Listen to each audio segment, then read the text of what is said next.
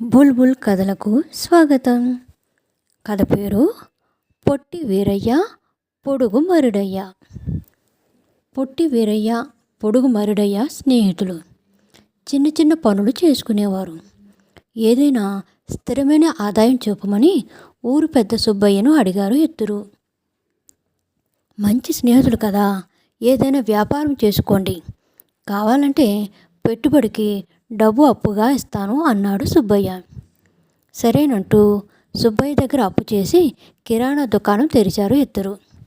గల్లాపెట్టి దగ్గర వీరయ్య కూర్చుంటే వచ్చేవారికి సరుకులు ఇచ్చే బాధ్యత మరుడయ్యది. కొన్నాళ్ళలోనే సుబ్బయ్య అప్పు తీర్చేశారు. తక్కువ సమయంలో వీరి వ్యాపారం బాగా అభివృద్ధి చెందడంతో ఎదురుగా ఉన్న దుకాణదారు జోగయ్యకు అసూయ కలిగింది. ఎలాగైనా స్నేహితుల మధ్య గొడవ పెట్టి వ్యాపారాన్ని దెబ్బతీయాలనుకున్నాడు.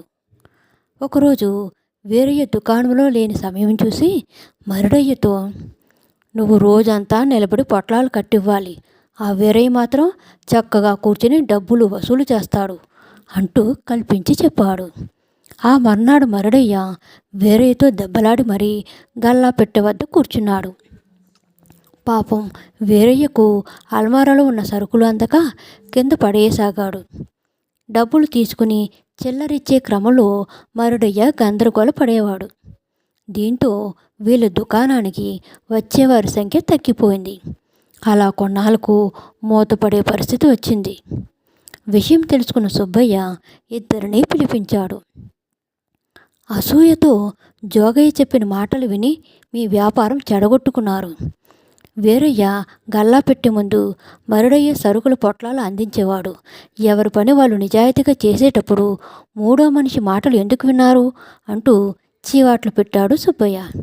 స్నేహితులిద్దరూ తమ తప్పు తెలుసుకున్నారు. మర్నాటి నుంచి గల్లాపెట్టె దగ్గర వీరయ్య, సరుకులు అందించే పనిలో మరుడయ్య కుదురుకున్నారు. కథ నచ్చినట్లయితే లైక్ చేయండి, షేర్ చేయండి, సబ్స్క్రైబ్ చేయండి. Thank you so much.